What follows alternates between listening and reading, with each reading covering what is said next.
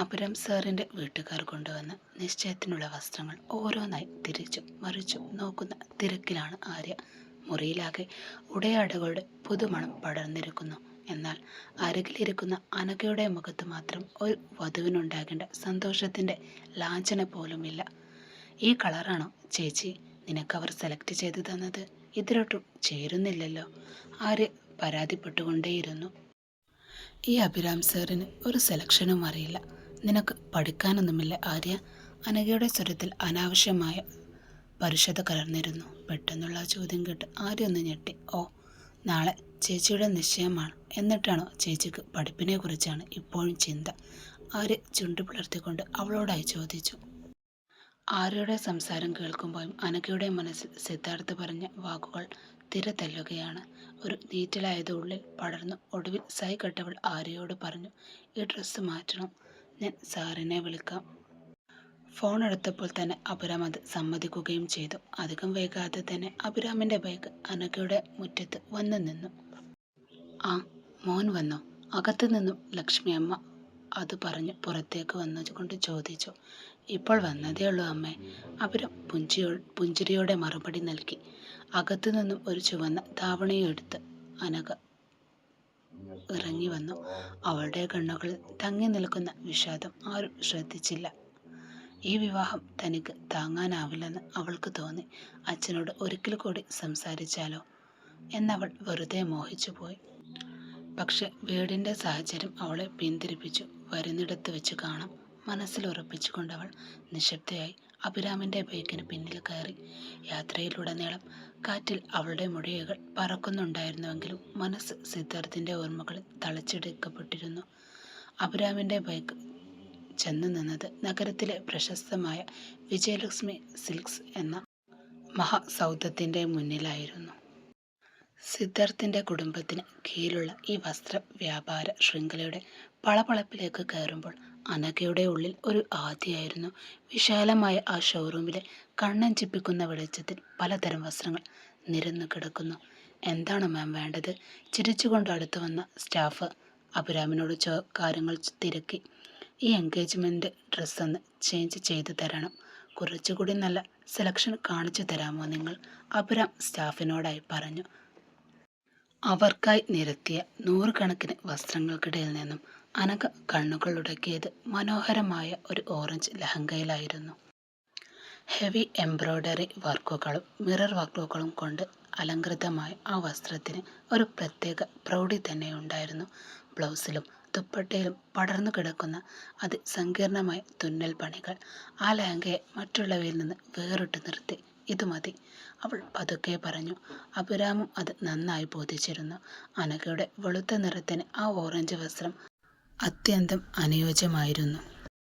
ഇത് നിനക്ക് നന്നായി ചേരും അനഘ, അഭിരാം സാക്ഷ്യപ്പെടുത്തി. വസ്ത്രത്തിൻ്റെ പാകം നോക്കാനായി സ്റ്റാഫ് അവളെ ട്രയൽ റൂമിലേക്ക് ആനയിച്ചു. അനഘ ലഹങ്കയുമായി ട്രയൽ റൂമിലേക്ക് പ്രവേശിക്കാൻ തുടങ്ങിയപ്പോൾ പെട്ടെന്നാണ് എവിടെ നിന്ന് നീണ്ടുവന്ന ഒരു ശക്തമായ കൈ അവളെ അകത്തേക്ക് വലിച്ചിട്ട് ഞൊടിയിടയിൽ വാതിൽ ഉള്ളിൽ നിന്നും കുറ്റിയിട്ടു. ഭയന്നു പോയ അവൾ വിളിച്ചു കൂവാൻ തുടങ്ങിയപ്പോഴേക്കും ഒരു കൈ അവളുടെ വായ അമർത്തി പിടിച്ചു. മുന്നിൽ നിൽക്കുന്ന ആളെ കണ്ടതും അവളുടെ ശ്വാസം നിലച്ചു. സിദ്ധാർത്ഥ് സാർ, മിണ്ടരുത്. അവൻ്റെ സ്വരം ഗൗരവമേറിയതായിരുന്നു. സിദ്ധാർത്ഥ് സാർ, നിങ്ങൾ എന്തായി കാണിക്കുന്നത്? പുറത്ത് അഭിരാം സാറുണ്ട്, പ്ലീസ് ഇവിടുന്ന് പോകണം, അവൾ വിറക്കുന്ന സ്വരത്തിൽ കെഞ്ചിക്കൊണ്ട് പറഞ്ഞു. അവളുടെ കണ്ണുകളിൽ ഭയം നീലച്ചിരുന്നു. പുറത്ത് അഭിരാം അപ്പോഴും എൻഗേജ്മെൻറ്റ് വസ്ത്രങ്ങളുടെ സെലക്ഷനിൽ മുഴുകിയിരിക്കുകയായിരുന്നു. തൻ്റെ ഫോണിൽ ഗൗരവമായ ഏതോ മെസ്സേജുകൾ ടൈപ്പ് ചെയ്യുന്ന തിരക്കിലുമായിരുന്നു അപ്പോഴും അവൻ. തനിക്ക് തൊട്ടടുത്തുള്ള ട്രയൽ റൂമിനുള്ളിൽ തൻ്റെ വധു മറ്റൊരുത്തൻ്റെ തടവിലാണെന്ന് അവൻ അറിഞ്ഞതേയില്ല. അകത്ത് സിദ്ധാർത്ഥിൻ്റെ കണ്ണുകൾ അനഘയുടെ മുഖത്ത് തറഞ്ഞു നിന്നു. ആ ഓറഞ്ച് ലഹങ്ക അവളുടെ കൈകളിലിരിക്കുന്നത് കണ്ടപ്പോൾ അവൻ്റെ ചുണ്ടിൽ ഒരു പരിഹാസ ചിരി വിരിഞ്ഞു. നീ എന്നെ ഒഴിവാക്കാൻ നോക്കിയാലും നിന്റെ നിഴലായി ഞാൻ എപ്പോഴും ഉണ്ടാകും. മിണ്ടാതെ അവിടെ നിന്നോ നീ. സിദ്ധാർത്ഥിൻ്റെ വാക്കുകൾ അവളുടെ കാതുകളിൽ പ്രകമ്പനം കൊള്ളിച്ചു. അനഘയുടെ ഹൃദയം പടപടാന്നടിച്ചു. പുറത്ത് അഭിരാമിൻ്റെ വിളി കേൾക്കുമോ, എന്നെ അന്വേഷിക്കുമോ എന്ന ഭയവും ഉള്ളിൽ സിദ്ധാർത്ഥിൻ്റെ സാമീപ്യവും അവളെ ശ്വാസം മുട്ടിച്ചു. കണ്ണഞ്ചിപ്പിക്കുന്ന ആ ഓറഞ്ച് ലഹങ്കയുടെ നൂലിഴകൾ പ്രണയവും പകയും ഒരേപോലെ തുന്നിച്ചേർത്തതുപോലെ അവൾക്ക് തോന്നി. ട്രയൽ റൂമിലുള്ള നിശബ്ദതയിൽ സിദ്ധാർത്ഥിന്റെ ശ്വാസം അനഘയുടെ കാതുകളിൽ പതിക്കുന്നുണ്ടായിരുന്നു. പുറത്ത് അഭിരാം നിൽക്കുന്നുണ്ടെന്ന ബോധ്യം അവളെ വല്ലാതെ ഭയപ്പെടുത്തി.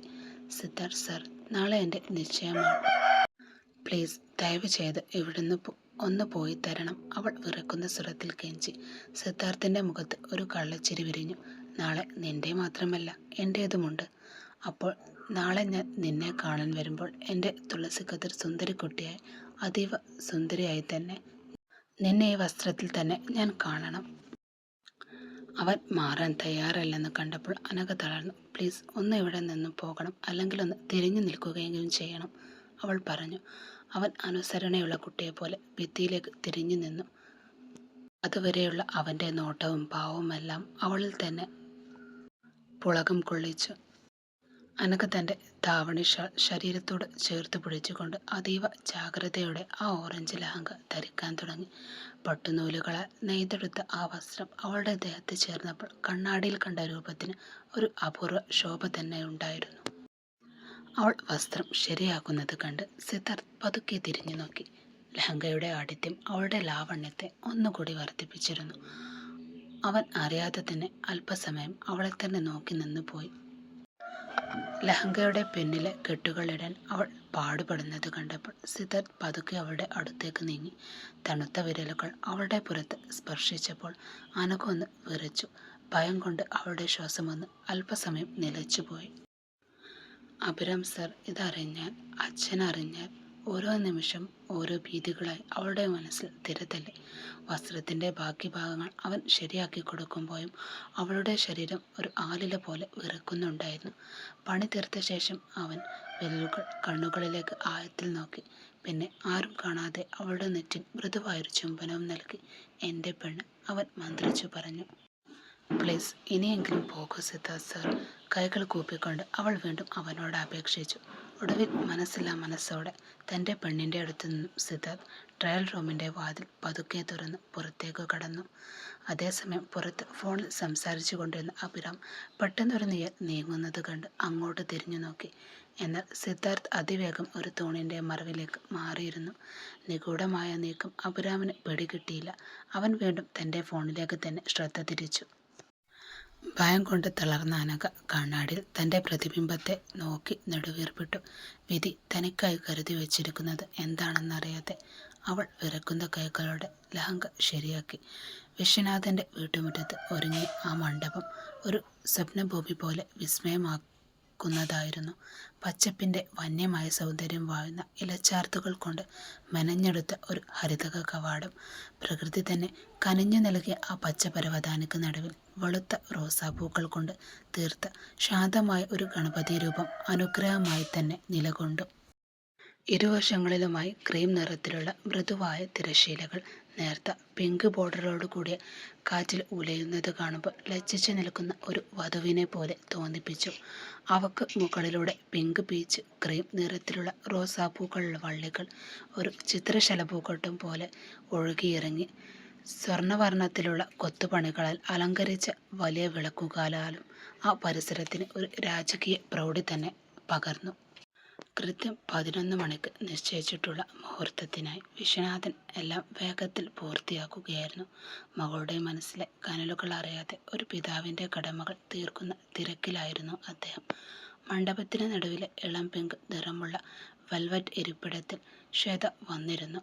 ലാവണ്ടർ നിറത്തിലുള്ള അതിമനോഹരമായ ലഹങ്കയായിരുന്നു അവളുടെ വേഷം. അതിനു ചേരുന്ന ആഭരണങ്ങൾ കൂടി അണിഞ്ഞപ്പോൾ സ്വർഗത്തിൽ നിന്ന് വന്നിറങ്ങിയ ഒരു മാലാഖയെ പോലെ അവൾ തിളങ്ങി നിന്നു. പുറമെ അത്രമേൽ സുന്ദരിയായിരുന്നെങ്കിലും ഉള്ളിൽ ഒരു അഗ്നിപർവ്വതം പുകയുന്നുണ്ടായിരുന്നു. അവളുടെ ഈ നിമിഷം ശുഭകരമായി തീരുമോ, അതോ എല്ലാം തകർന്നു വീഴുമോ? അവളുടെ ഉള്ളിൽ ആദി പെരുകി രുദ്രൻ. അവനൊരു ഭീഷണിയായി തന്നെ അവളുടെ ചിന്തകളിൽ നിറഞ്ഞു നിന്നു. തൻ്റെയും അച്ഛൻ്റെയും ജീവിതത്തിലെ എല്ലാ അടിത്തറകളും അവൻ തകർത്തെറിഞ്ഞിരിക്കുന്നു. അവനെക്കുറിച്ച് ഓർത്തതും അവൾക്ക് കണപ്പല്ലുകൾ ഞെരിഞ്ഞമർന്നു. ഇന്നലെ അവൾ കോളേജിൽ വെച്ച് കാട്ടിക്കൂട്ടിയതെല്ലാം ഓർത്ത് അവൾക്ക് തന്നെ ദേഷ്യം വന്നു. അതും കൂടി അച്ഛൻ അറിഞ്ഞാൽ അദ്ദേഹം തകർന്നു പോകും. ചിലപ്പോൾ ജയിലിലേക്ക് പിന്നിലേക്ക് പോകേണ്ടി വരും. ഓരോന്ന് ആലോചിക്കും തോറും ശ്വേതയുടെ തല പുകഞ്ഞു.